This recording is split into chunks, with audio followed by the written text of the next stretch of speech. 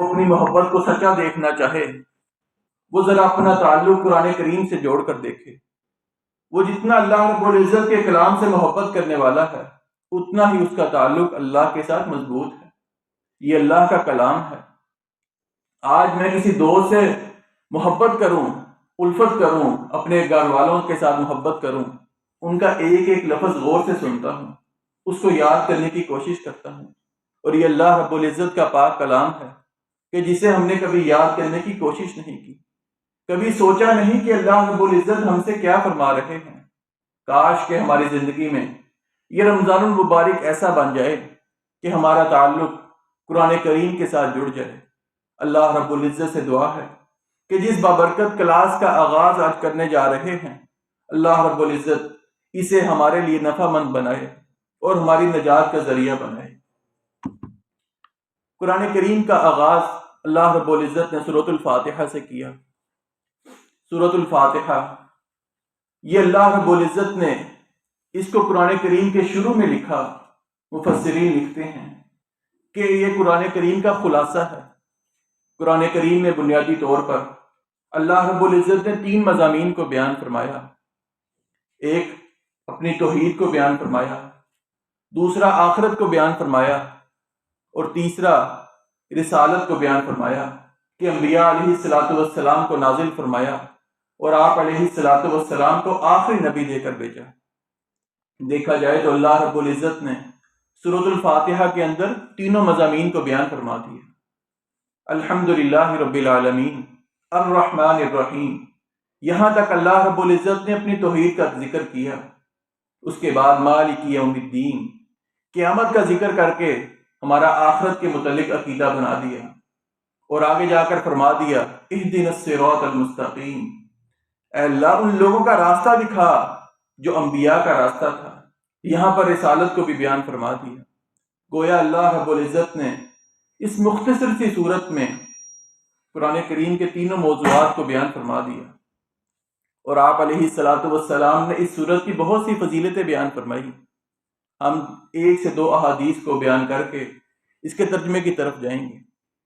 آپ علیہ الصلوۃ والسلام کے صحابہ نکلتے ہیں، کسی راستے میں سفر پر ہیں۔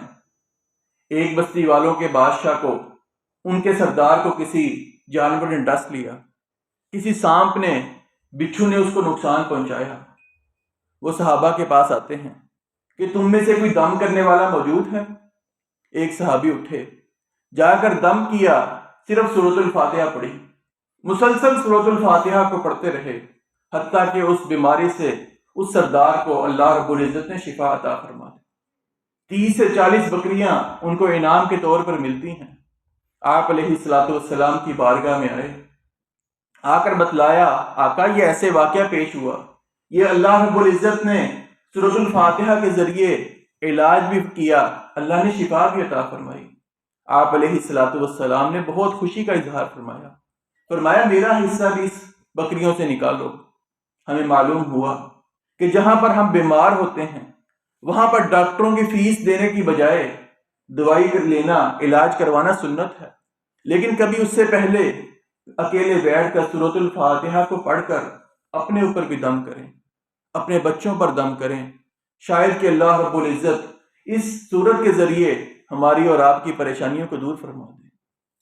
اسی کے ساتھ آپ علیہ الصلوۃ والسلام کے پاس سیدنا جبرائیل علیہ السلام بیٹھے ہیں، آسمان پر دستک ہوتی ہے۔ سیدنا جبرائیل علیہ السلام فرماتے ہیں آقا آپ کو معلوم ہے یہ جو فرشتہ ابھی آپ کے پاس آنے لگا ہے آج سے پہلے کبھی دنیا پر نہیں آیا، اور جس دروازے کے ذریعے آنے لگا ہے یہ آسمان کا دروازہ بھی پہلے کبھی نہیں کھلا۔ بتلایا گیا کہ یہ فرشتہ جو آپ کے پاس آ رہا ہے سورۃ الفاتحہ کا تحفہ لے کر آ رہا ہے۔ کتنا خوبصورت تحفہ ہے کہ جس کو نازل کرنے کے لیے اللہ رب العزت نے باقاعدہ ایک دروازے سے اہتمام فرمایا، اور اس فرشتے کا اہتمام کیا جو کبھی دنیا پر آج سے پہلے نہیں آیا۔ یہ وہ صورت ہے جس سے اللہ رب العزت نے سورۃ الفاتحہ سے قرآن کریم کا آغاز کیا۔ آئیے اب اس کے ترجمہ کی طرف غور کرتے ہیں۔ بسم اللہ الرحمن الرحیم، اللہ کے نام سے جو بے حد رحم والا ہے۔ نہایت مہربان ہے۔ الحمد، سب تعریف، للہ، اللہ کے لیے ہے، رب العالمین، جو سارے جہانوں کا پالنے والا ہے، الرحمن، بے حد رحم والا، الرحیم، نہایت مہربان ہے، مالک یوم الدین، بدلے کے دن کا مالک ہے، ایاک نعبد، ہم صرف تیری عبادت کرتے ہیں، وایاک نستعین، اور صرف تجھ ہی سے مدد مانگتے ہیں، اہدنا الصراط المستقیم، ہمیں سیدھے راستے پر چلا، صراط الذین انعمت علیہم، ان لوگوں کے راستے پر جن پر تو نے انعام کیا، غیر المغضوب علیہم ولا الضالین، جن پر نہ غصہ کیا گیا اور نہ وہ گمراہ ہوئے۔ یہ سورۃ الفاتحہ کا لفظی ترجمہ تھا۔ آئیے اس کے مفاہیم کی طرف غور کرتے ہیں۔ الحمد، تمام تعریفیں اللہ رب العزت کے لیے ہیں۔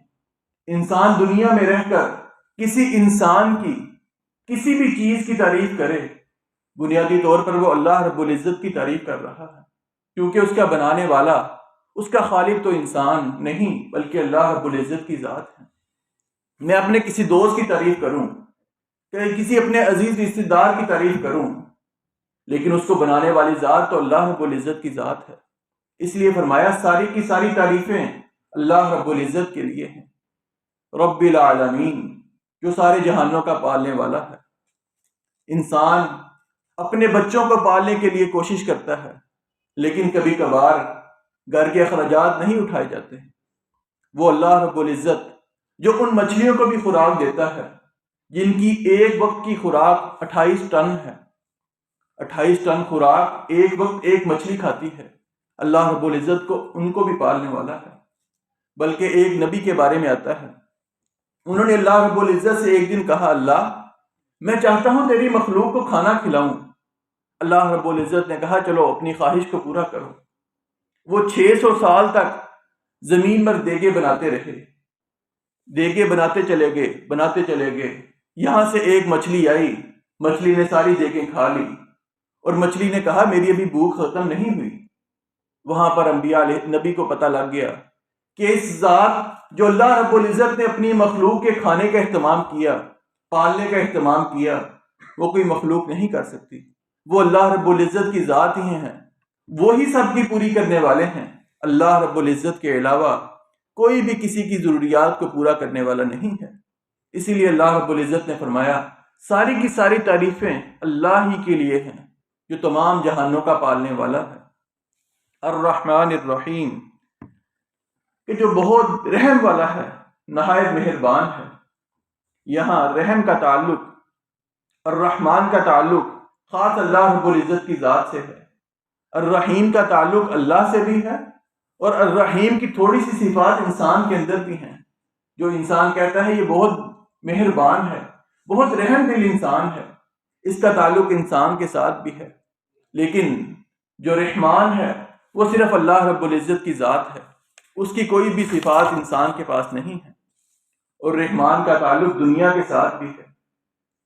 کچھ مفسرین لکھتے ہیں کہ جو کافروں کو بھی اللہ رب العزت رزق دیتا ہے، ان کو انعامات سے نوازتا ہے، دنیا میں ان کے پاس مال و دولت ہے، ان کو فراوانی ہے، پریشانیاں کم ہیں، یہ اللہ رب العزت کی صفت رحمان کا تعلق ہے، کہ جو مسلمانوں کو بھی دنیا میں دیتا ہے، کفار کو بھی دیتا ہے۔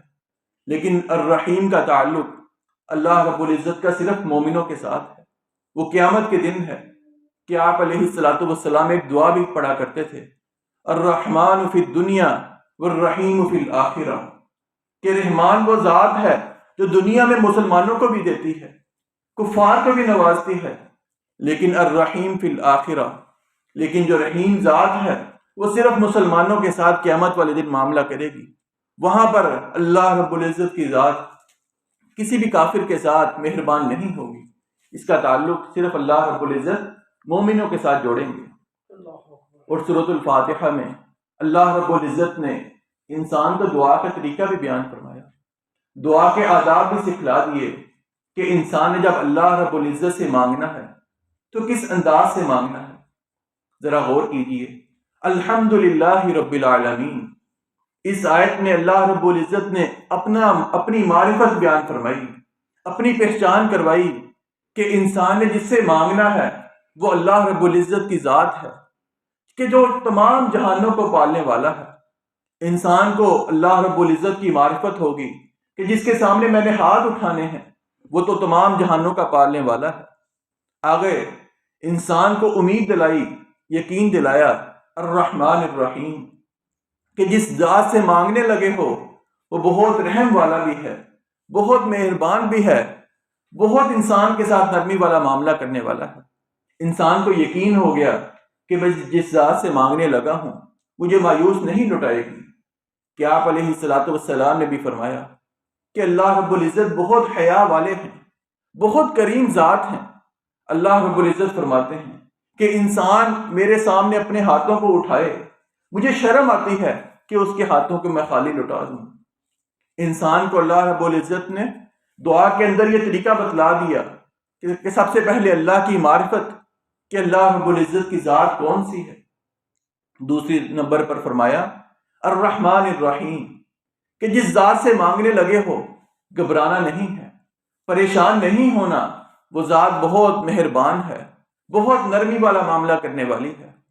لیکن آگے فرمایا مالک یوم الدین، وہ قیامت کے دن کا مالک بھی ہے، وہ جزا و سزا کے دن کا مالک بھی ہے کہ صرف اس کی رحمت کے اوپر امید نہیں لگائے رکھنا کہ اللہ رب العزت معاف کرنے والا ہے جیسے مرضی گناہ کرتے چلے جاؤ۔ نہیں، فرمایا مالک یوم الدین، اپنا اللہ رب العزت نے غضب بیان فرمایا، اپنے جلال کا ذکر کیا، اپنی طاقت کا ذکر کیا کہ وہ قیامت کا منظر کہ اللہ رب العزت وہاں پر پوچھیں گے جو زمین میں لوگوں کے ساتھ ظلم و زیادتی کرنے والے تھے، اپنے آپ کو بادشاہ تصور کرتے تھے، آج کہاں ہیں؟ وہ منظر جو آپ علیہ الصلوۃ والسلام نے بیان فرمایا کہ اتنا سخت منظر ہوگا کہ آپ علیہ الصلوۃ والسلام نے فرمایا انسان مرد بھی کھڑے ہیں، عورتیں بھی کھڑی ہیں، وہ برہنہ لباس ہوں گے، ان کے جسم پر لباس نہیں ہوگا۔ سیدہ عائشہ رضی اللہ عنہا نے پوچھا آقا کیا وہاں پر انسان دوسرے کی طرف نہیں دیکھے گا؟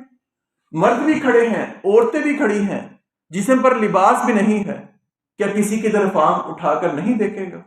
آپ علیہ الصلوۃ والسلام نے فرمایا عائشہ منظر اتنا سخت ہوگا انسان کو نظر اٹھانے کی بھی توفیق نہیں ہوگی۔ انسان تو کیا وہاں پر سیدنا آدم علیہ الصلوۃ والسلام یہ کہتے نظر آئیں گے یا ربی نفسی یا ربی نفسی، اللہ آج صرف مجھے بچا لے، باقی کوئی بچتا ہے نہ بچے، صرف میری ذات کو بچا لے۔ اور اللہ رب العزت نے آخر میں جا کے قرآن کریم میں وہ منظر بھی بیان فرمایا، انسان کہے گا میرے مال، میرا خاندان، میرے ماں باپ، میرے دوست، میرے بھائی سب کچھ تباہ ہو جائیں، سب کو میں فدیے پر دے دوں، صرف میری ذات بچ جائے۔ یہ منظر اللہ رب العزت نے بیان فرمایا کہ جس ذات سے مانگنے لگے ہو وہ رحمان تو بہت ہے، بہت کرم والی ہے، انسان کو معاف کرنے والی ہے، لیکن صرف اس کی معافی کے طلبگار نہ رہنا، اس کے مغفرت کے ہونے پر انسان گناہ کرتا چلا جائے یہ تصور ذہن میں نہ لانا۔ وہ ذات جب پکڑنے پر آتی ہے تو اللہ رب العزت فرعون کو بھی نہیں چھوڑتی، قارون، حامان، بڑی بڑی طاقتوں کو اللہ رب العزت نیست و نابود کر دیتی ہے۔ اور آگے اللہ رب العزت نے پھر اپنی توحید کو بیان فرمایا ایاک نعبد و ایاک نستعین۔ انسان یہاں پر اللہ رب العزت کو حلف دے رہا ہے، اللہ میں کمزور بندہ ہوں لیکن میں صرف تیری ہی عبادت کرنے والا ہوں، میں صرف تجھ ہی سے مدد مانگوں گا، مجھے کوئی بڑی سے بڑی پریشانی ہو، کوئی دکھ، کوئی تکلیف ہو، صرف اللہ رب العزت میں آپ سے ہی مانگنے والا ہوں۔ آپ علیہ الصلوۃ والسلام نے فرمایا جب انسان اللہ رب العزت کو یہ حلف دیتا ہے اللہ میں گنہگار تو بہت ہوں، کمزور ہوں، لیکن میں تیرے ساتھ کسی کو شریک نہیں ٹھہرانے والا۔ پھر سنن ترمذی کی روایت ہے آپ علیہ الصلوۃ والسلام نے فرمایا اللہ رب العزت بندے سے مخاطب ہوتے ہیں اے میرے بندے اگر تو زمین کے پوری بھر کر اپنے گناہوں کی لے آئے، کتنی بڑی زمین ہے، فرمایا ساری زمین تیرے گناہوں سے بری ہو لیکن تو نے میرے ساتھ کسی کو شریک نہ ٹھہرایا ہو، میں تیرے سارے گناہوں کو معاف کر دوں گا، مجھے کوئی پرواہ نہیں۔ یہ اللہ رب العزت کا پھر حق ہے کہ آپ علیہ الصلوۃ والسلام نے فرمایا کہ دنیا میں انسان کا حق یہ ہے کہ انسان اللہ رب العزت کا حق ادا کرے، اس کے ساتھ کسی کو شریک نہ ٹھہرائے۔ اس کے گناہ انسان سے ہو جانا بڑی بات نہیں، گناہ کے بعد معافی مانگ لینا اور اللہ رب العزت کی ذات کے ساتھ، اس کی صفات کے ساتھ کسی کو شریک نہ ٹھہراتا ہو، پھر اللہ رب العزت کا بھی یہ حق ہے کہ اللہ رب العزت بندے کے گناہوں کو معاف فرما کر اس کو جنت میں داخلہ نصیب فرماتے ہیں۔ یہ اللہ رب العزت نے دعا کا طریقہ بیان فرمایا کہ جب دعا مانگنی ہے سب سے پہلے اللہ رب العزت کی معرفت ہو، اس کے رحمان ہونے کا انسان کو ذہن میں تصور ہو کہ اللہ کی ذات بہت رحم کرنے والی ہے، اور ساتھ میں اللہ رب العزت کے جلال کا، اللہ کی پکڑ کا ڈر بھی ہو، اور اس کے بعد انسان اپنے آپ کو اللہ کے سپرد کرے۔ اللہ میں تیری ہی عبادت کرنے والا ہوں، کمزور تو ضرور ہوں لیکن تیرے ساتھ کسی کو شریک نہیں ٹھہرانے والا۔ اور یہاں پر اللہ رب العزت نے تیسری آیت میں فرمایا مالک یوم الدین۔ لفظ دین کے بارے میں قرآن کریم نے کئی مقامات پر اس کا ذکر کیا۔ یہاں پر اس کا جو مطلب ہے وہ جزا کے دن کا مالک یا بدلے کے دن کا مالک، اور قرآن کریم میں دیگر مقامات پر اللہ رب العزت نے دین کا لفظ استعمال کیا۔ آج ہم دین اور مذہب کا لفظ، اس کا فرق بھول چکے ہیں۔ صرف دین جو اللہ رب العزت کے ہاں قابل قبول ہے وہ دین اسلام ہے، جبکہ یہودیت، عیسائیت یا دیگر مذاہب وہ صرف مذہب کی حد تک ہیں، وہ دین نہیں کہلا سکتے۔ افسوس کا مقام یہ ہے کہ ہم نے بھی دین اسلام کو ایز اے دین قبول نہیں کیا، صرف مذہب کے طور پر قبول کیا ہے، کیونکہ مذہب کے اندر انسان کی عبادات ہوتی ہیں، انسان کا عقیدہ ہوتا ہے، جو معاشرے کی رسومات ہیں ان کا تعلق مذہب کے ساتھ ہے کہ میں نے نماز کیسے پڑھنی ہے، میں نے دیگر اپنے عبادات کے معاملات کیسے کرنے ہیں، میرا عقیدہ کیا ہے، ان کا تعلق مذہب کے ساتھ ہے، جبکہ دین کا تعلق ہماری سیاست کے ساتھ ہے، ہماری معیشت کے ساتھ ہے، معاشرے کو کیسے چلانا ہے۔ میثاق مدینہ اور جو آقا علیہ الصلوۃ والسلام نے معاشرے کی تشکیل فرمائی وہ کیسے کرنی ہے، یہ دین کے اندر آتا ہے۔ لیکن میں نے اور آپ نے دین اسلام کو دین اسلام قبول نہیں کیا، صرف مذہب کے طور پر قبول کیا ہے۔ میں مسجد میں جاتا ہوں، نماز پڑھتا ہوں، میرا عقیدہ کیا ہے، اس کا تعلق تو میرے مذہب کے ساتھ ہے۔ میری سیاست کیسے ہوگی، میری معیشت، میں نے روزی کیسے کمانی ہے، میرا معاشرہ کیسے چلے گا، یہ اللہ رب العزت نے دین کے اندر بیان کیا ہے۔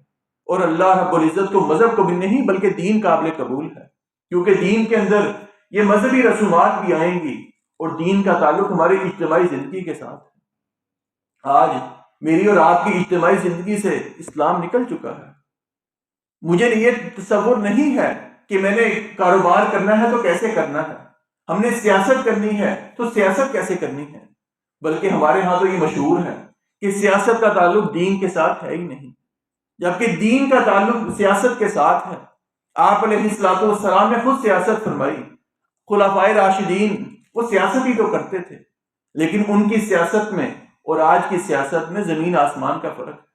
ہمیں دین کے طور پر اللہ رب العزت نے دین اسلام دیا ہے، لہٰذا مذہب سے نکل کر دین کی طرف آئیں، اپنے اجتماعی معاملات، معاشرے کے معاملات، کاروباری لین دین، اس کو دین کے مطابق لانے کی کوشش کریں۔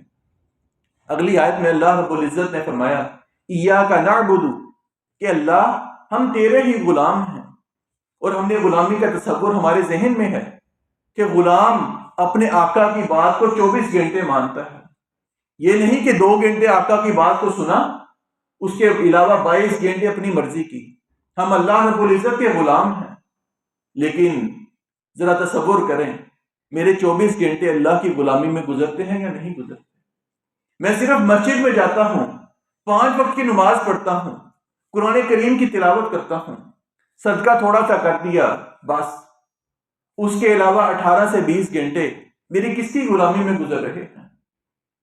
اللہ رب العزت کے ہم 24 گھنٹے غلام ہیں، اور غلام کا ایک ایک پل اللہ رب العزت کی فرما برداری میں گزرنا چاہیے۔ یہاں آئے ہیں، ہماری زندگی کا مقصد ہے ہم نے قرآن کریم کو سیکھنا ہے، یہاں سے باہر نکلیں گے، جوتا پہننے لگے ہیں، اللہ رب العزت نے اپنے پیارے پیغمبر کے ذریعے ہمیں تعلیمات دی ہیں. دایاں جوتا پہننا ہے ہماری عبادت میں شمار ہوگا. گھر سے باہر نکلنا ہے، سواری پر بیٹھنے لگے، آپ علیہ الصلوۃ والسلام نے اس کا طریقہ بیان فرمایا. گھر سے نکلتے ہوئے فرمایا بایاں قدم پہلے باہر رکھو. یہ اگر ہم چھوٹی چھوٹی باتوں کو فالو کریں ہم 24 گھنٹے اللہ کی غلامی میں گزار سکتے ہیں. حتیٰ کہ ایک عورت اگر اپنے گھر کے کچن میں ہے، گھر کی صفائی کر رہی ہے، وہ بھی اللہ رب العزت کی عبادت میں اپنا وقت گزار سکتی ہے. وہ تصور کرے اللہ نے مرد کو حاکم بنایا ہے، مرد گھر سے نکلتا ہے کاروبار کے لیے، اپنی جاب کے لیے. وہ تصور کرے اللہ نے مجھے حاکم بنایا ہے، میرے گھر والوں کی ذمہ داری میرے سپرد ہے، میں نے حلال طریقے سے مال کمانا ہے. ایک ایک لمحہ اللہ رب العزت اس کی عبادت میں شمار کریں گے. ہم نے کبھی کاروبار پر جاتے ہوئے سوچا ہی نہیں کہ ہم عبادت کے لیے جا رہے ہیں. ہم تو صرف دنیا کمانے کے پیچھے پڑ گئے، حالانکہ یہی کام سیدنا عثمان رضی اللہ تعالیٰ عنہ بھی کیا کرتے تھے. آپ مشہور تاجروں میں شمار ہوتے تھے، لیکن وہ تجارت کو دین کے طور پر کرتے تھے. ان کا نظریہ یہ تھا لوگوں کو فائدہ پہنچانا، حلال طریقے سے روزی کمانا. آج میں اور آپ بھی اگر جاب کریں، اگر کاروبار کریں، ہمارا مقصد دین کو کمانا ہے، ہمارا مقصد روزی حلال کی کمانی ہے، اپنے گھر والوں کی پرورش کرنی ہے، اچھے طریقے سے کرنی ہے، تو ہمارا کاروبار میں جانا، جاب کے لیے جانا 10 سے 12 گھنٹے ہمارا عبادت میں لکھا جائے گا. گھر کی عورت گھر میں صفائی کر رہی ہے، تصور یہ ہے کہ اللہ رب العزت نے مرد کی ذمہ داری باہر کی رکھی ہے. میری ذمہ داری گھر کی دیکھ بھال ہے، بچوں کی پرورش ہے. وہ گھر کی صفائی کرتی ہے، کھانا بناتی ہے.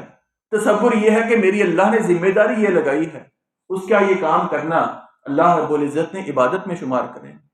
ہم عبادت کا تصور مسجد سے نکال کر اپنے ذہن میں 24 گھنٹے کا لائیں کہ ہم تو غلام ہیں. غلام کا ایک ایک لمحہ اللہ رب العزت کے حکم کے مطابق چلنا چاہیے. اس کے بعد اللہ رب العزت نے فرمایا اہدنا الصراط المستقیم، اے اللہ ہمیں سیدھا راستہ دکھا. اور اللہ رب العزت نے قرآن کریم میں دوسرے مقام پر فرمایا کہ سیدھا راستہ تو وہ ہے کہ جو انبیاء کا راستہ ہے، جو صدیقین کا راستہ ہے، جو شہداء کا راستہ ہے اور نیک لوگوں کا راستہ ہے. یہ دعا انسان جب یہ آیت پڑھے، نماز میں پڑھیں، تصور کریں کہ میں اللہ رب العزت سے ہم کلام ہو رہا ہوں، کہ جس کی وضاحت آگے جا کر آئے گی. آپ آقا علیہ الصلوۃ والسلام نے اس کی وضاحت فرمائی کہ صدیقین صراط المستقیم سے مراد انبیاء کا راستہ ہے، صدیقین کا راستہ ہے، شہداء کا راستہ ہے اور نیک لوگوں کا راستہ ہے. آگے فرمایا غیر المغضوب علیہم ولا الضالین، کہ جن پر نہ اللہ رب العزت کا غصہ ہوا نہ وہ گمراہ ہوئے. اور یہاں پر قرآن کریم نے دوسرے مقام پر فرمایا کہ جو مغضوب ہیں، جن پر اللہ رب العزت کا غصہ ہوا ہے، وہ یہودی ہیں، اور جو گمراہ ہوئے ولا الضالین سے مراد عیسائی ہیں. یہ قرآن کریم نے آگے جا کر کئی مقامات پر اس کا ذکر کیا، اس کی وضاحت وہاں کریں گے. لیکن سورۃ الفاتحہ کی فضیلت میں، اس کی اہمیت میں آپ علیہ الصلوۃ والسلام نے یہ بھی فرمایا لا صلاۃ لمن لم یقرأ بفاتحۃ الکتاب. انسان جو نماز پڑھے، جس پر نماز کا اطلاق ہوتا ہے، نماز جنازہ ہے، نفلی نماز ہے، فرض نماز ہے، جماعت کے ساتھ ہے یا جماعت کے علاوہ پڑھ رہے ہیں، جس پر نماز کا اطلاق ہوتا ہے، فرمایا لا صلاۃ لمن لم یقرأ بفاتحۃ الکتاب. جس نے سورۃ الفاتحہ کی تلاوت نہ کی، اس کی نماز اللہ رب العزت کے ہاں قابل قبول نہیں ہے. اور دوسری روایت میں فرمایا جو شخص نماز پڑھتا ہے اس میں سورۃ الفاتحہ کی تلاوت نہیں کرتا، فرمایا فَهِيَ خِدَاجٌ فَهِيَ خِدَاجٌ فَهِيَ خِدَاجٌ. 3 مرتبہ آپ علیہ الصلوۃ والسلام نے فرمایا اس کی نماز ناقص ہے، ناقص ہے، ناقص ہے، جو سورۃ الفاتحہ کی تلاوت نہیں کرتا. بلکہ سیدنا ابو ہریرہ رضی اللہ تعالی عنہ سے ان کے شاگرد نے سوال کیا کیا پیارے حبیب صلی اللہ علیہ وسلم کے عظیم صحابی ہمیں یہ بتلائیں، اگر ہم نماز کے ساتھ شریک ہیں، با جماعت نماز پڑھ رہے ہیں، کیا امام کے پیچھے ہم سورۃ الفاتحہ کی قرات کریں گے؟ آپ نے فرمایا ہاں، نماز میں سورۃ الفاتحہ کی قرات امام کے پیچھے بھی کرو، لیکن اپنے دل میں کرو، بلند آواز سے نہیں کرنی، اس کی آواز دوسرے انسان کے تک نہ جائے، بلکہ قرات تو کرنی ہے۔ پھر آپ نے فرمایا کہ میں نے آپ علیہ الصلوۃ والسلام سے سنا ہے، انسان جب نماز میں سورۃ الفاتحہ کی تلاوت کرتا ہے، اللہ رب العزت سے گویا وہ ہم کلام ہوتا ہے۔ آقا علیہ الصلوۃ والسلام نے فرمایا انسان نماز میں پڑھتا ہے الحمدللہ رب العالمین، آگے سے اللہ رب العزت جواب دیتے ہیں حمیدنی عبدی، میرے بندے نے میری تعریف کی۔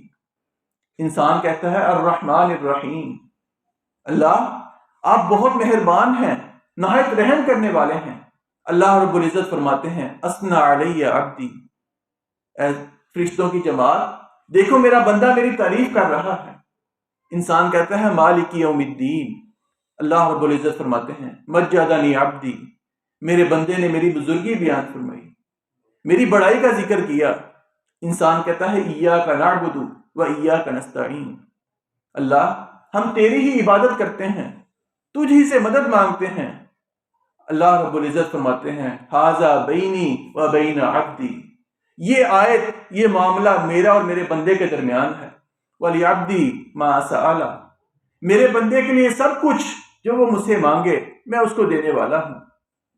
جب انسان کہتا ہے اهدنا الصراط المستقیم صراط الذین انعمت علیہم غیر المغضوب علیہم ولا الضالین، اللہ رب العزت فرماتے ہیں یہ خاص حصہ میرے بندے کے لیے ہے، میرا بندہ جو مجھ سے مانگے گا میں اس کو عطا کرنے والا ہوں۔ گویا کہ مفسرین تو یہاں تک لکھتے ہیں کہ آپ علیہ الصلوۃ والسلام نماز میں ایک آیت کو پڑھ کے رکنے کے بعد اگلی آیت کی تلاوت کرتے۔ معلوم تو یوں ہوتا ہے کہ اللہ رب العزت سے ہم کلام ہوتے ہیں، ان سے یہ جو اللہ رب العزت جواب دیتے ہیں، اللہ رب العزت کے جواب کا انتظار کرتے ہیں۔ احباب عزیز وقار، ہم نے اپنی زندگی میں کتنی نمازیں پڑھی ہیں، کبھی ایک نماز میں میرے اور آپ کا یہ تصور بنا کہ میں اللہ سے ہم کلام ہو رہا ہوں؟ کبھی ہمیں ذہن میں یہ خیال آئے کہ میں نے الحمدللہ رب العالمین کہا ہے، اللہ رب العزت نے مجھے جواب دیا حمیدنی عبدی، کہ اللہ رب العزت میری ذات کو جواب دیں، کیا میرا مقام ہے؟ ذرا تصور کریں کہ اللہ رب العزت تمام جہانوں کا پالنے والا، میری ادنا سی آواز پر اللہ رب العزت میرے ساتھ ہم کلام ہوں۔ کبھی تصور کیا؟ ہم نے اپنی زندگی میں کتنی نمازیں پڑھی ہیں، کتنے سال گزار دیے، لیکن ہم نے یہ تصور نہیں کیا کہ اللہ ہم سے ہم کلام ہوتے ہیں۔ آقا علیہ الصلوۃ والسلام سے اسی متعلق پوچھا گیا کہ آقا بلکہ فجر کی نماز ہے، آپ علیہ الصلوۃ والسلام قرات کرتے ہیں، صحابہ نے پیچھے قرات کرنا شروع کر دی، آپ پر قرات کرنا مشکل ہو گیا، آپ نے نماز کو مکمل کیا۔ پوچھا ہے میرے صحابہ کہ میرے پیچھے تم بھی قرآن کریم کو پڑھتے ہو؟ فرمایا آقا جی آپ کے پیچھے پیچھے ہم قرآن کریم کو پڑھتے ہیں۔ آپ نے فرمایا کہ امام کے پیچھے صرف سورۃ الفاتحہ کو پڑھا کرو، اس کے علاوہ امام کی قرات کو سنا کرو۔ اور آپ نے فرمایا کہ جب امام کہتا ہے ولا الضالین، وہاں پر آپ علیہ الصلوۃ والسلام کی سنت تھی، آپ کا عمل تھا، آپ آمین کہتے اور بلند آواز سے کہتے۔ اور آپ علیہ الصلوۃ والسلام نے فرمایا کہ اذا امن الامام فامنوا، جب امام آمین کہے مقتدی کو بھی چاہیے کہ آمین کہیں۔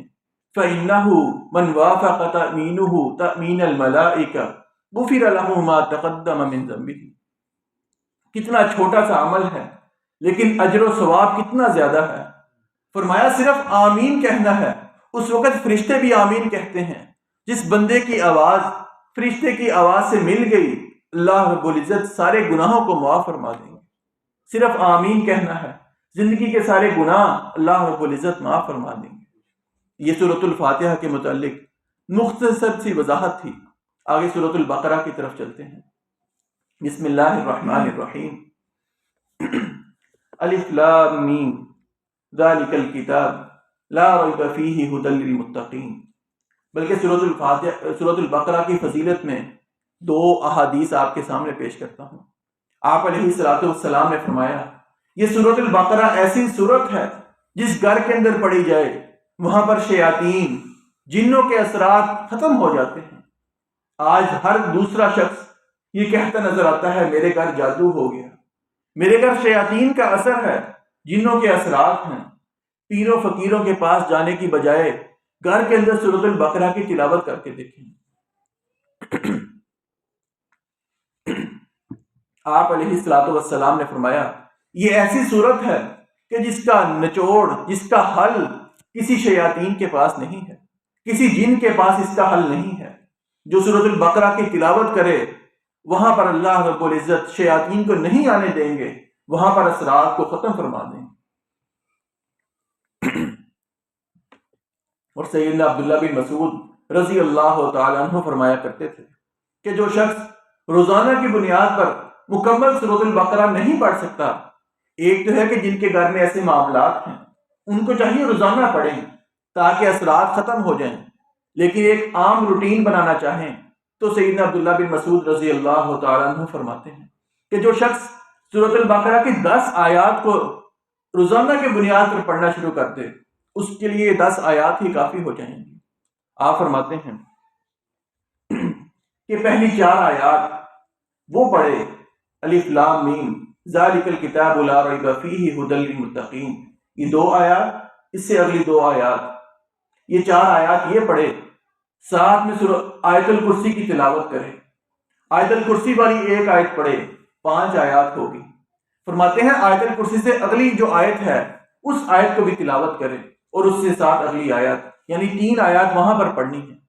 وہ 3 آیات پڑھنے کے بعد آخری جو سورۃ البقرہ کی آخری 3 آیات ہیں ان کو پڑھ لے، یہ 10 آیات اس کے لیے کافی ہو جائیں گی۔ سورۃ البقرہ کے متعلق آپ نے فرمایا کہ پہلی 4 سے 5 آیات پڑھے، آیت الکرسی اس سے اگلی آیت کو پڑھے، اور آخر میں سورۃ البقرہ کی جو آخری 3 آیات ہیں ان کو اپنا معمول بنا لے تو اللہ رب العزت اس کی زندگی میں کبھی بھی ایسے معاملات کو نہیں آنے دیں گے۔ آئیے سورۃ البقرہ کی معنی و مفاہیم کی طرف چلتے ہیں۔ الف لام میم یہ حروف مقطعات ہیں جو اللہ رب العزت نے 29 سورتوں کے شروع میں ذکر کیے، اور ان کا معنی مفہوم اصل میں کیا ہے یہ اللہ رب العزت کی ذات ہی جانتے ہیں۔ آپ نے اس کے متعلق صحابہ سے مختلف اقوال ملتے ہیں، لیکن آپ علیہ الصلوۃ والسلام نے کسی کی وضاحت نہیں فرمائی کہ آخر ان کا مطلب کیا ہے، گویا اللہ رب العزت ہی اس کا معنی و مفہوم جانتے ہیں۔ ذالک الکتاب یہ کامل کتاب ہے، لا ریب فیہ اس میں کوئی شک نہیں، ھدی للمتقین یہ ہدایت ہے، یہ بچنے والوں کے لیے سراسر ہدایت ہے۔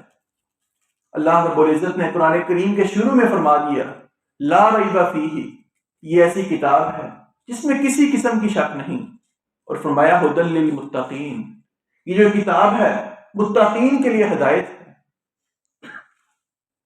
ہدایت کا مطلب 3 معنوں میں استعمال ہوتا ہے۔ جہاں پر صراط المستقیم آیا، صراط المستقیم 3 معنوں کو کہتے ہیں۔ صراط کا مطلب راستہ بھی ہوتا ہے، صراط کا مطلب راستہ دکھانا بھی ہوتا ہے، اور صراط کا مطلب منزل مقصود تک پہنچانا بھی ہوتا ہے۔ یہاں پر جو اللہ رب العزت نے فرمایا یہ جو کتاب ہے ھدی للمتقین سراسر ہدایت ہے بچنے والوں کے لیے، متقین کے لیے ہے، اس کا مطلب یہ ہے کہ منزل مقصود تک پہنچانے کے لیے متقین کے لیے اللہ رب العزت نے یہ راستہ بیان فرما دیا۔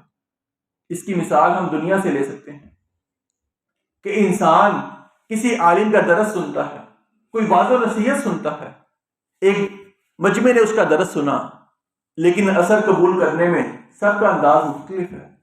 کوئی اس عالم کی 5 باتوں پر عمل کرے گا، کوئی 4 پر عمل کرے گا، کوئی 3 پر عمل کرے گا، کوئی کسی پر بھی عمل نہیں کرے گا۔ یہی قرآن کریم نے بیان فرمایا کہ جو منزل مقصود تک پہنچانے کے لیے یہ کتاب متقین کے لیے ہدایت ہے، اور ھدی للناس آگے جا کر اللہ رب العزت فرماتے ہیں پوری لوگوں کے لیے ہدایت ہے، یعنی راستہ دکھانے میں انسان کافر ہے، مسلمان ہے، نیک ہے، قرآن کریم سے راستہ دیکھنا چاہے، اللہ رب العزت نے راستے ہموار کر دیے، لیکن اللہ رب العزت جو منزل مقصود ہے، جو جنت ہے، وہاں تک صرف متقین کو لے کر جاتا ہے۔ اس لحاظ سے یہ متقین کے لیے ہدایت ہے۔ آگے فرمایا الذین یؤمنون بالغیب وہ لوگ یؤمنون بالغیب جو غیب پر ایمان لاتے ہیں، وَيُقِيمُونَ الصَّلَاةَ اور نماز قائم کرتے ہیں، وَمِمَّا رَزَقْنَاهُمْ يُنْفِقُونَ اور اس میں سے جو ہم نے انہیں دیا خرچ کرتے ہیں۔ ایمان کی تعریف سیدنا جبرائیل علیہ السلام نے آپ کے پاس آ کر ایک حدیث میں پوچھی کہ جس کے جواب میں آپ علیہ السلام نے فرمایا ایمان یہ ہے کہ انسان اللہ رب العزت کی ذات پر ایمان لائے، اس کے فرشتوں پر ایمان لائے، اس کی کتابوں پر ایمان لائے، انبیاء علیہ السلام کی ذات پر ایمان لائے، قیامت کے دن پر ایمان لائے، اور تقدیر کے اچھا ہونے پر یا برا ہونے پر یہ ایمان ہو، یہ ایمان ہے۔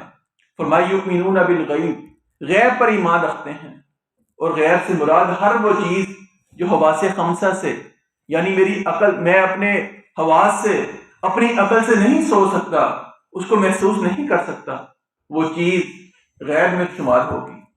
اب انسان قیامت کے متعلق صرف انسان اللہ رب العزت اور آقا علیہ السلام کی باتوں پر ایمان لا سکتا ہے۔ نہ میں نے قیامت کو دیکھا، نہ میں نے محسوس کیا، لیکن میرا ایمان ہے، یہ غیب پر ایمان ہے۔ انبیاء علیہ السلام کو ہم نے نہیں دیکھا، لیکن قرآن کریم نے بیان فرما دیا، آقا علیہ السلام نے بیان فرما دیا۔ اسی طرح جنت ہے، جہنم ہے، فرشتے ہیں، یہ سب کچھ ہم نے نہیں دیکھے، قرآن کریم نے بیان کیا، آپ علیہ السلام نے اس کی تصدیق فرمائی اور ہم نے اس پر ایمان لے ہے، یہ غیب پر ایمان لانا ہے۔ وَيُقِيمُونَ الصَّلَاةَ وہ نماز کو قائم کرتے ہیں۔ نماز کو قائم کرنا صرف یہ نہیں کہ 5 وقت مسجد میں آئے اور جیسی تیسی نماز پڑھی وہ قابل قبول ہے، نہیں، جو نماز کو اصل قائم کرنا ہے وہ یہ ہے کہ جیسے آقا علیہ السلام نے فرما دیا اسی طریقے سے آپ کے طریقے کے مطابق نماز پڑھنا، جو آپ علیہ السلام اکثر فرمایا کرتے، صلو کما رأیتمونی اصلی، اے میرے صحابہ نماز اس طرح پڑھا کرو جس طرح مجھے پڑھتے دیکھتے ہو۔ اور ایک دن آپ علیہ السلام مسجد میں تشریف فرما ہے۔ یہ حدیث ہم سب کے لیے ایک لمحہ فکریہ ہے کہ ہماری نمازیں کیا آقا علیہ السلام کی نماز کے مطابق ہیں کہ نہیں۔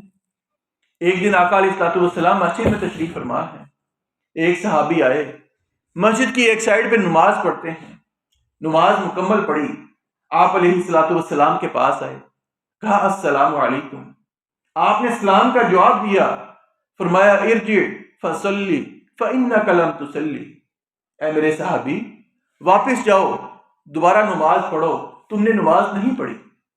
وہ صحابی واپس جاتے ہیں، پھر نماز پڑھتے ہیں، پھر آ کر سلام کیا، آپ نے سلام کا جواب دیا، پھر فرمایا ارجع فصلی فإنک لم تصلی، اے میرے صحابی دوبارہ واپس جاؤ، جا کر نماز پڑھو، تم نے نماز نہیں پڑھی۔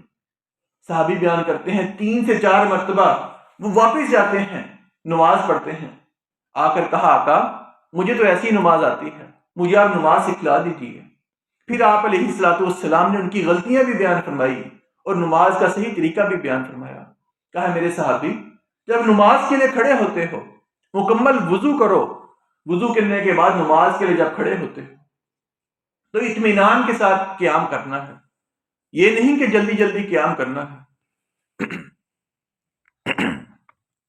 فرمایا قیام کرنے کے بعد جب رکوع میں جاؤ تمہاری کمر سیدھی ہونی چاہیے، اطمینان کے ساتھ تمہارا رکوع ہونا چاہیے، رکوع سے کھڑے ہو اطمینان کے ساتھ کھڑے ہونا ہے، جلد بازی کا مظاہرہ نہیں کرنا۔ سجدے میں جاتے ہو اطمینان کے ساتھ سجدہ کرنا ہے، 7 ہڈیوں پر سجدہ کرنے کا حکم ہے۔ ایک انسان کی پیشانی اور پیشانی کے ساتھ آپ علیہ السلام نے اپنے ناک مبارک کی طرف اشارہ کیا کہ پہلی ہڈی جو ہے وہ پیشانی اور ناک کی ایک ہڈی ہے۔ فرمایا 2 ہاتھوں کو زمین پر لگانا ہے، 3 ہڈیاں ہوگی، 2 گھٹنوں کو زمین پر لگانا ہے، 5 ہڈیاں، اور پاؤں کی انگلیوں کو زمین پر لگانا ہے۔ یہ 7 ہڈیوں پر سجدہ کرنے کا حکم ہے۔ فرمایا سجدہ کرو اطمینان کے ساتھ سجدہ کرو، 2 سجدوں کے درمیان میں بیٹھو، اطمینان کے ساتھ بیٹھو، پھر سجدہ کرو اور دوسری رکعت کے لیے کھڑے ہونے لگو، اطمینان کے ساتھ بیٹھو، جب ساری ہڈیاں اپنی جگہ پر واپس آ جائیں پھر کھڑے ہو کر دوسری رکعت ادا کرنی ہے۔ یہ طریقہ آپ علیہ السلام نے بیان فرمایا۔ اور صحابی بیان کرتے ہیں وہ شخص کی نماز، وہ صحابی کی نماز جس کے متعلق آپ نے 3 مرتبہ فرمایا کہ تو نے نماز نہیں پڑھی، اس کی نماز میں غلطی یہی تھی، وہ رکوع صحیح نہیں کرتا تھا یا سجدہ صحیح نہیں کرتا، جلد بازی میں نماز پڑھتا، رکوع میں جلدی سے کا مظاہرہ کرتا یا سجدے میں جلدی سے سر اٹھا لیتا۔ آج میری اور آپ کی نمازیں کیسی ہیں؟ میری اور آپ کی نماز میں اطمینان کس قدر ہے؟ میں تو 2 منٹ کے اندر، 1.5 منٹ کے اندر اپنی 2 رکعتیں پڑھ لیتا ہوں۔ وہ اطمینان ہماری نمازوں میں کہاں آئے گا؟ اور ایک صحابی کے سامنے کسی شخص نے نماز پڑھی، اس نے بھی رکوع پورا نہیں کیا، سجدہ صحیح سے ادا نہیں کیا۔ صحابی نے پوچھا کب سے ایسی نمازیں پڑھتے ہو؟ کہا 40 سال سے۔ کہا اللہ کی قسم اگر تم نے ایسی نماز پڑھی ہے، اللہ کی قسم 40 سال سے ایک نماز تمہاری قبول نہیں ہو رہی۔ آج میں اور آپ نمازیں تو پڑھتے ہیں، لیکن نہ ہمارا قیام ٹھیک ہے، نہ رکوع ٹھیک ہے، نہ سجدہ ٹھیک ہے۔ ایسی نماز کو یقیمون الصلاۃ نہیں کہتے۔ یقیمون نماز قائم وہ ہے جو اللہ رب العزت کے لیے پڑھی جائے، جس میں انسان کی نیت اللہ کے لیے ہو، کسی کو نمود و نمائش کے لیے، کسی کو دکھانے کی نیت نہ ہو، اس طریقے کے مطابق ہو جو آپ علیہ الصلوۃ والسلام نے بیان فرما دیا، پھر یہ نماز اللہ رب العزت کے ہاں قابل قبول ہے۔ فرمایا وَمِمَّا رَزَقْنَاهُمْ يُنْفِقُونَ، جو ہم نے انہیں دیا وہ خرچ کرتے ہیں، اور یہ خرچ کرنا صرف مال و دولت کے ساتھ نہیں ہے۔ انسان کو اللہ رب العزت نے علم سے نوازا ہے، اولاد سے نوازا ہے، کسی اور نعمت سے نوازا ہے، رزق سے نوازا ہے۔ انسان کو چاہیے ہر نعمت میں سے کچھ نہ کچھ اللہ کے راستے میں خرچ کرے۔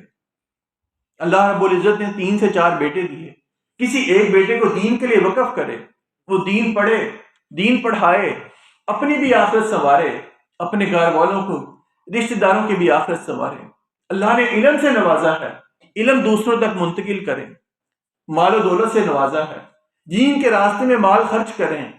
خود نہیں پڑھ سکے دین، اپنے بچوں کو نہیں پڑھا سکے، جو دینی مدارس چل رہے ہیں، جو لوگ اپنے بچوں کو دین پڑھانا چاہتے ہیں، وسائل ساتھ نہیں دیتے، ان کے مد معاون بنیں، ان کے ساتھ اپنی ہمدردی کا اظہار کریں کہ آپ کا بچہ دین پڑھے، اس کے اخراجات میرے ذمہ ہیں۔ اللہ رب العزت کے دیے ہوئے سے اگر ہم تھوڑا بہت خرچ کر لیں، ہماری دنیا میں تو کوئی فرق نہیں آنے والا، کوئی ہمیں نقصان نہیں ہونے والا، لیکن اس سے ہماری آخرت بہتر ہو سکتی ہے، ہمارا دیا ہوا ہماری اچھی موت کا باعث بن سکتا ہے۔ سعودی عرب کا ایک واقعہ یاد آ گیا، ریاض کا شہر ہے، ایک شخص شرابی ہے، سگریٹ پیتا ہے، نماز کے قریب نہیں جاتا، لیکن ایک نیک شخص کو خواب آیا کہ فلاں جو شرابی ہے اس کا موبائل نمبر یہ ہے، اس کو عمرہ کروایا جائے۔ 3 دن خواب آیا، قصہ مختصر، وہ ان کو خواب میں جو نمبر دکھایا گیا اس پہ فون کرتا ہے، کہا کہ مجھے خواب کے اندر حکم ہو رہا ہے، میں نے تعبیر بھی کروا لی، تعبیر میں یہی بتلایا گیا ہے کہ آپ کو عمرہ کرواؤں۔ وہ کہتا ہے میرے پاس عمرے کا ٹائم نہیں ہے، کسی اور کو عمرہ کروانا۔ ذرا تصور کریں دین سے کتنا دور ہے، عمرے کی آفر ہے لیکن عمرہ کرنے نہیں جا رہا۔ وہ اس کی منتیں کرتا ہے، یار میرے خرچے پر چلو، میرے ساتھ عمرہ ادا کرو، مجھے حکم دیا جا رہا ہے۔ ریاض سے نکلتے ہیں، بیت اللہ میں آئے، آ کر عمرہ ادا کیا، عمرہ ادا کر کے نکلنے لگے۔ وہ شرابی وہ کہتا ہے مجھے 2 رکعتیں پڑھنے دو، میں 2 رکعتیں پڑھ لوں پھر نکلتے ہیں۔ بیت اللہ کے سامنے نماز کو شروع کرتا ہے، سجدے کی حالت میں جاتا ہے، اللہ رب العزت کی طرف سے فرشتہ آیا، اس کو موت آ جاتی ہے۔ وہ شرابی جو نماز نہیں پڑھتا، جو عمرے کے لیے آ نہیں رہا، اس کی موت بیت اللہ میں عمرہ ادا کرنے کے بعد جب عمرے سے سارے گناہوں کو اللہ نے معاف کر دیا، سجدے کی حالت میں آ گئی۔ وہ شخص اس کے گھر جاتا ہے، اس کی بیوی سے پوچھتا ہے کہ میں اللہ کی قسم دیتا ہوں مجھے بتلا یہ عمل کیا کرتا تھا۔ کہنے لگا، اس کی بیوی کہنے لگی کہ یہ ہمارے پڑوس میں ایک عورت رہتی ہے، وہ بیوہ ہے، اس کا کوئی سہارا نہیں ہے، اس کے بچے یتیم ہیں، ہمارے پاس کھانے کے لیے نہیں ہے۔ یہ جو شخص بظاہر شرابی کبابی تھا، لیکن اپنے گھر میں جو راشن لے کر آتا، جو گھر کی سبزی لے کر آتا، اپنے گھر آنے سے پہلے میرے گھر بیل دیا کرتا، وہ شاپر میرے دروازے پر لٹکاتا اور چپ کر کے اپنے گھر چلا جاتا۔ اس کا یہ اللہ نے اپنے راستے میں دیا ہوا مال اور میرے منہ سے نکلی ہوئی دعا، وہ بیوہ ہر وقت کہتی اللہ تیرا خاتمہ اچھا کرے، اللہ تیرا خاتمہ اچھا کرے۔ اس کی یہ دعا اللہ رب العزت نے قبول فرما لی کہ انسان دین کے نزدیک بھی نہیں ہے، اللہ کے راستے میں اللہ کے رضا کے لیے دے رہا ہے، اللہ رب العزت نے گناہوں کو بھی معاف فرما دیا، موت بھی بیت اللہ میں سجدے کی حالت میں آ گئی۔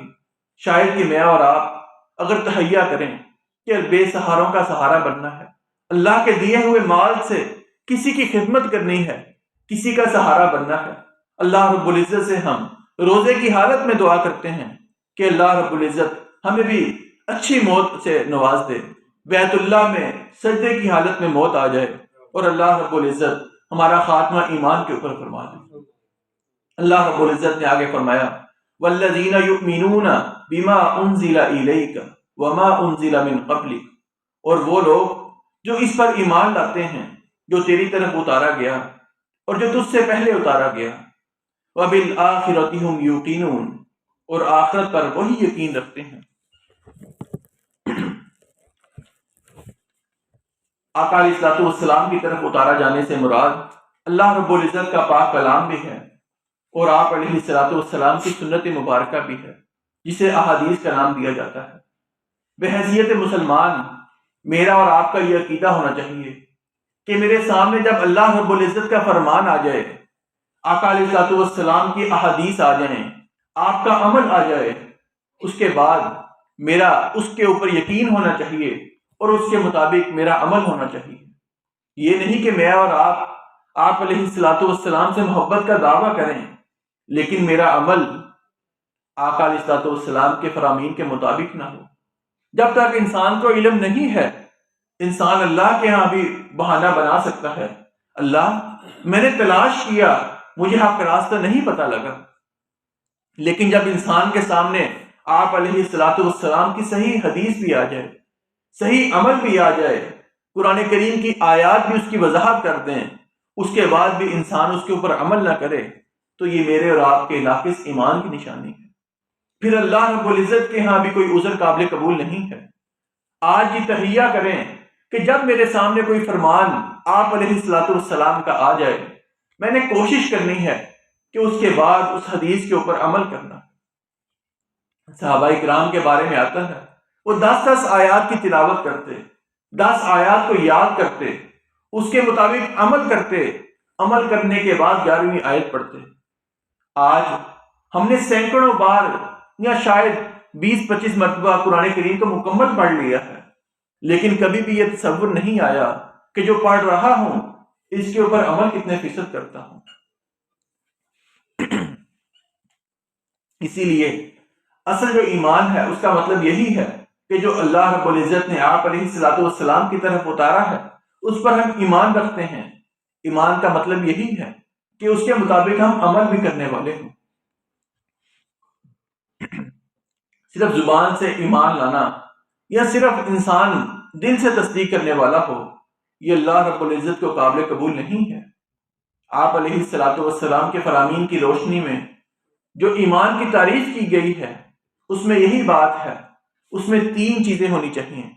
انسان زبان سے اقرار کرے کہ ہاں واقعی یہ اللہ کا حکم ہے، اس کے مطابق عمل کرے کہ اللہ نے یہ حکم دے دیا، اس کے مطابق میں نے عمل کرنا ہے، اور تیسری چیز انسان کا دل بھی اس کی تصدیق کرنے والا ہو۔ وگرنہ ابو جہل تک دل سے تصدیق کرتے تھے کہ اللہ رب العزت کے پیارے پیغمبر آپ علیہ الصلوۃ والسلام ہیں، جب ان کے سامنے معجزات بھی آ گئے وہ دلی طور پر یقین رکھتے تھے لیکن ایمان نہیں لاتے تھے۔ لیکن اللہ رب العزت کو ایمان وہی قابل قبول ہے جو دل سے تصدیق بھی کرنے والا ہو، زبان سے اقرار بھی کرنے والا ہو، اور اس کے مطابق میرا اور آپ کا عمل بھی ہو، پھر اللہ رب العزت کو ایمان قابل قبول ہے۔ وَبِالْآخِرَةِ هُمْ يُوقِنُونَ، اور آخرت پر وہی یقین رکھتے ہیں۔ آخرت کی وضاحت ہم نے مالک یوم الدین کے اندر کر لی۔ اولئک علی ھدی من ربہم واولئک ھم المفلحون، یہ لوگ اپنے رب کی طرف سے بڑی ہدایت پر ہیں، واولئک ھم المفلحون، اور یہی لوگ پورے کامیاب ہیں۔ یعنی اللہ رب العزت نے کامیابی کا راستہ بیان فرما دیا کہ جو ان چیزوں پر ایمان لاتا ہے اس کے مطابق عمل کرے گا، یہ ہدایت یافتہ بھی ہیں اور اللہ رب العزت کے ہاں کامیاب بھی ہیں۔ ان الذین کفروا، بے شک جن لوگوں نے کفر کیا، سواء علیہم، ان پر برابر ہے، اانذرتہم ام لم تنذرہم لا یؤمنون، خواہ تو نے ان کو ڈرایا ہو یا نہ ڈرایا ہو، ایمان نہیں لائیں گے۔ اللہ رب العزت نے آپ علیہ الصلوۃ والسلام کو فرمایا کہ آقا، جو لوگ ایمان نہیں لاتے آپ ان کو ڈرائیں نہ ڈرائیں، ان کے اوپر برابر ہے۔ انہوں نے ایمان نہیں لانا، لیکن یہ نہیں فرمایا کہ آپ پر برابر ہے۔ اس کا مطلب یہ ہے کہ آپ کی ذمہ داری ہے، آپ ان کی دین کے معاملے میں ان کی رہنمائی کرتے چلے جائیں، دین کی تبلیغ کرتے چلے جائیں۔ آپ نے اپنا فریضہ ادا کرنا ہے، اور یہی فریضہ آج بھی ہے کہ انسان کا مقصد، انسان کی تبلیغ کا مقصد صرف دوسروں تک بات پہنچانا ہے، یہ نہیں کہ زبردستی اس پر عمل کروانا ہے۔ زبردستی عمل کروانا اللہ رب العزت کی خالصاً توفیق ملتی ہے۔ یہاں پر آقا علیہ الصلوۃ والسلام کو یہی کہا گیا کہ آپ کا مقصد، آپ کی زندگی کا اللہ نے یہی مقصد رکھا ہے، کفار تک بات پہنچانی ہے، مختلف انداز سے، مختلف طریقوں سے، مختلف مقامات پر ان کو دین کی دعوت دیں، لیکن فرمایا ان کے اوپر برابر ہے۔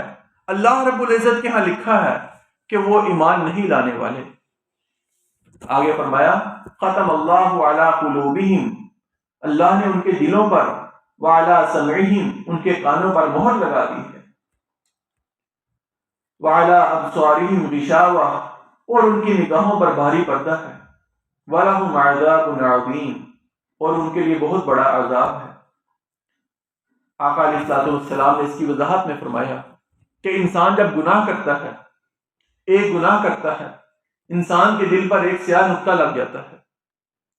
اگر انسان اس کی معافی مانگ لے، اللہ رب العزت وہ نقطہ مٹا دیتے ہیں۔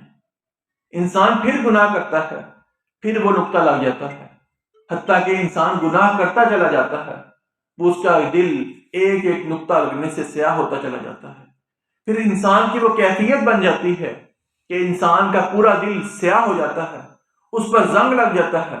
پھر اللہ رب العزت نے فرمایا ختم اللہ علی قلوبہم، ان کے دلوں پر اور ان کے کانوں پر اللہ نے مہر لگا دی ہے، وعلی ابصارہم غشاوہ، ان کی آنکھوں پر بھاری پردہ ہے، یعنی آنکھیں بھی ہیں، دل بھی موجود ہیں، کان سنتے بھی ہیں، لیکن حق بات کو تسلیم نہیں کرتے، کیونکہ ان کے دلوں پر اب زنگ لگ چکا ہے۔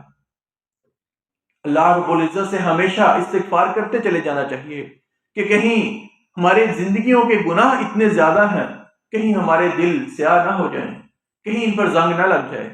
آپ علیہ الصلوۃ والسلام نے فرمایا جب تک انسان توبہ کرتا چلا جاتا ہے، اللہ رب العزت اس کا دل صاف کرتے چلے جاتے ہیں۔ اسی لیے ہمیں بھی چاہیے کہ اپنے دلوں کو استغفار کے ساتھ دھو لینا چاہیے، زندگی بھر ہر لمحہ اٹھتے بیٹھتے استغفر اللہ پڑھتے رہنا چاہیے، تاکہ شعوری لاشعوری میں جو ہم نے گناہ کیے، اللہ رب العزت ان سے ہمارے دلوں کو کالا نہ کر دے، ان پہ زنگ نہ لگا دے، ہمارے دل اللہ رب العزت صاف رکھے، وگرنہ پھر انسان حق بات قبول کرنے کے لائق نہیں رہتا۔ یخادعون اللہ والذین آمنوا، اللہ سے دھوکہ کرتے ہیں، یعنی منافقین کا ذکر ہے۔ یخادعون اللہ، وہ اللہ سے دھوکہ بازی کرتے ہیں، والذین آمنوا، اور ان لوگوں سے بھی جو ایمان لائے، وما یخدعون، اور نہیں وہ دھوکہ کرتے، الا انفسہم، مگر اپنے ہی نفسوں سے، وما یشعرون، اور نہیں وہ شعور رکھتے۔ اللہ رب العزت نے سورۃ البقرہ کے شروع میں 5 آیات میں مومنوں کا ذکر کیا کہ مومنوں کی صفتیں کیا ہیں، ان کی صفات کیا ہیں۔ اس کے بعد اگلی 2 آیات میں کفار کا ذکر کیا کہ ان الذین کفروا سواء علیہم، کہ ان پر برابر ہے، آپ ان کو ڈرائیں نہ ڈرائیں۔ اور اگلی آیت میں فرمایا ختم اللہ علی قلوبہم۔ یہ 2 آیات میں اللہ نے کفار کا ذکر کیا، مشرکین کا ذکر کیا، اور اس کے بعد 13 آیات اگلی میں اللہ رب العزت نے منافقین کا ذکر کیا۔ 5 آیات میں مومنوں کا، 2 آیات میں کفار کا، اور 13 آیات میں منافقین کا ذکر کیا۔ اس کی اہمیت یہ ہے کہ اکثر طور پر انسان کے دلوں میں منافقت پائی جاتی ہے، اس کا اظہار کرنا، اس کی اہمیت کو بیان کرنا، اسی لیے اللہ رب العزت نے اتنا زیادہ ذکر کیا ہے اور منافقین کی صفات کا ذکر کیا کہ وہ اللہ رب العزت کو دھوکہ دیتے ہیں، در حقیقت وہ اللہ کو نہیں بلکہ اپنے آپ کو دھوکہ دیتے ہیں۔ اپنے آپ کو دھوکہ دینے کا مطلب یہ ہے کہ وہ دنیا میں مسلمانوں کے ساتھ رہتے ہیں، بظاہر مسلمانوں والے ان کو حقوق بھی ملتے ہیں، جیسے کہ مدینہ کے اندر آپ علیہ الصلوۃ والسلام کے ساتھ ایک کثیر جماعت منافقین کی بھی تھی، وہ بظاہر مسلمانوں کے ساتھ رہتے، نمازیں بھی مسلمانوں کے ساتھ پڑھتے، اور وہ ان کا دھوکہ تو یہ ہے کہ دنیا میں بظاہر مسلمانوں والے حقوق ملتے ہیں لیکن آخرت میں مسلمانوں والے حقوق نہیں ملیں گے۔ یہ ان کے اپنے ساتھ ان کا دھوکہ ہونے والا ہے کہ وہ شعور نہیں رکھ رہے اصل نقصان تو ہمارا ہے، دنیا میں مسلمانوں کے ساتھ مل گئے اور آخرت میں جب حقیقی طور پر مسلمان ہونے کی ضرورت تھی، جس کی وضاحت آگے جا کر اللہ رب العزت نے بیان فرمائی کہ اللہ رب العزت ان کے ساتھ کیسے مذاق کرتے ہیں، وہاں پر قیامت کے دن جب مسلمان ہونے کی ضرورت تھی، مسلمان ہونا ہی فائدہ دینے والا تھا، وہاں پر اللہ رب العزت ان کے ساتھ دھوکہ یہ کریں گے کہ وہاں پر ان کو ایمان کی توفیق نہیں ملے گی، وہاں مسلمانوں کی سب سے ان کو الگ کر دیا جائے گا، نہ دنیا مل سکی نہ آخرت مل سکی۔ یہ وہ اپنے ساتھ ہی دھوکہ کرنے والے ہیں جس کا ان کو شعور نہیں ہے۔ فی قلوبہم مرض، ان کے دلوں ہی میں ایک بیماری ہے، فزادہم اللہ مرضا، تو اللہ نے انہیں بیماری میں بڑھا دیا، وَلَهُمْ عَذَابٌ علیم، اور ان کے لیے دردناک عذاب ہے، بما كانوا يكذبون، اس وجہ سے کہ وہ جھوٹ بولتے ہیں۔ یعنی ایک کفر کرنا ایک گناہ ہے، اور کفر کے اوپر اس کو چھپا لینا اور جھوٹ بولتے چلے جانا، اللہ رب العزت نے اس کو زیادہ ناپسند کیا کہ دلی طور پر ان کے دلوں میں کفر ہے، بظاہر وہ مسلمان ہیں۔ اللہ رب العزت نے اسی لیے فرمایا وَلَهُمْ عَذَابٌ عَلِيمٌ، ان کے لیے دردناک عذاب ہے، بما كانوا يكذبون، جو وہ جھوٹ بولتے تھے۔ جھوٹ بولنا یہی تھا کہ ہم مسلمان ہیں، حالانکہ وہ مسلمان نہیں تھے بلکہ مسلمانوں کے خلاف تھے۔ وَإِذَا قِيلَ لَهُمْ، اور جب ان سے کہا جاتا لَا تُفْسِدُوا فِي الْأَرْضِ، زمین میں فساد مت ڈالو، قالوا، تو وہ کہتے إِنَّمَا نَحْنُ مُصْلِحُونَ، ہم تو اصلاح کرنے والے ہیں۔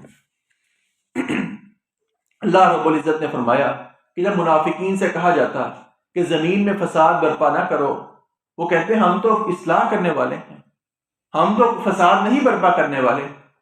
دوسرے مقامات پر اور احادیث کی روشنی میں پتہ لگتا ہے منافقین جو زمین میں فساد برپا کرتے تھے وہ کیسے فساد تھے۔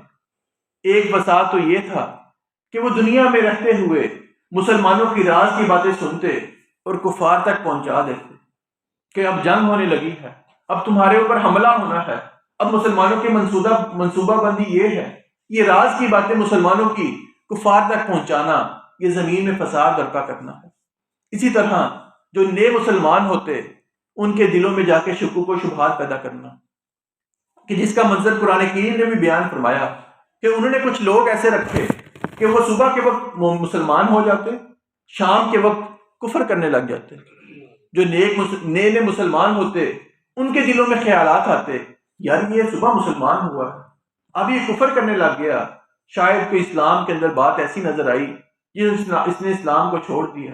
نئے مسلمانوں کے دلوں میں شبہات کو پیدا کرنا، یہ فساد برپا کرنا ہے۔ اور تیسرا وہ منظر جو احد کے مقام پر منافقین نے کیا، مسلمانوں کی تقریباً 1000 کے قریب تعداد ہے، 300 اس میں سے منافقین ہیں۔ این جنگ کا موقع آیا، آقا علیہ الصلوۃ والسلام کے ساتھ کوئی اختلاف کیا اور عبداللہ بن ابی منافق 300 لوگوں کو لے کر سائڈ پر ہو گئے۔ جب مسلمانوں کو ضرورت تھی، مسلمانوں کی تعداد بھی کم تھی، این جنگ کے موقع پر جا کر مسلمانوں کا ساتھ نہ دینا، یہ بھی اللہ رب العزت نے فرمایا کہ زمین میں فساد برپا کرنا ہے۔ اور آگے کہتے ہیں انما نحن مصلحون، ہم تو اصلاح کرنے والے ہیں، ہم تو سب کے ساتھ مل جل کر رہنے والے ہیں، ہم یہ نہیں چاہتے ہم کفار کے ساتھ یہودیوں کے ساتھ ہم جنگ کریں، ہمارا مقصد تو سب کے ساتھ مل جل کر رہنا ہے، ہم اس لیے جنگ کو پسند نہیں کرتے۔ اللہ رب العزت نے فرمایا الا انہم هم المفسدون، سن لو یقیناً وہی تو فساد ڈالنے والے ہیں، ولکن لا یشعرون، اور لیکن وہ شعور نہیں رکھتے۔ وَإِذَا قِيلَ لَهُمْ، اور جب ان سے کہا جاتا آمنوا کما آمن الناس، ایمان لاؤ جس طرح لوگ ایمان لائے ہیں، قالوا، تو وہ کہتے انؤمن کما آمن السفہاء، کہ ہم ایمان لائیں جیسے بے وقوف لوگ ایمان لائے۔ الا انہم هم السفہاء ولکن لا یعلمون، خبردار سن لو، بے شک وہ خود ہی بے وقوف ہیں لیکن وہ نہیں جانتے۔ منافقین کے سامنے جب یہ بات رکھی جاتی کہ ان لوگوں کی طرح ایمان لاؤ جو صحابہ کرام کی جماعت ہیں، جو دلی طور پر مسلمانوں کے ساتھ ہیں، وہ کہتے ہیں ہم بیوقوفوں کی طرح ایمان لائیں، نعوذ باللہ من ذالک۔ صحابہ کو بیوقوف کہتے، خود کو اپنے آپ کو عقل مند شمار کرتے۔ اب صحابہ کو نعوذ باللہ بیوقوف کہنے کی ان کی سوچ کیا تھی کہ یہ لوگ دین کی خاطر اپنا سارا مال قربان کر دیتے ہیں، اپنی جانوں کو دین کے لیے وقف کر دیتے ہیں۔ ہم کتنے عقل مند ہیں، ہم دنیا میں مسلمانوں کے ساتھ رہتے ہیں، مسلمانوں سے اپنے مفادات کو پورا کرتے ہیں، کفار کو جا کے راز کی باتیں بتلاتے ہیں، ان سے مال و دولت بھی لے لیتے ہیں، یعنی دونوں سائڈوں سے فائدہ اٹھانے والے ہیں۔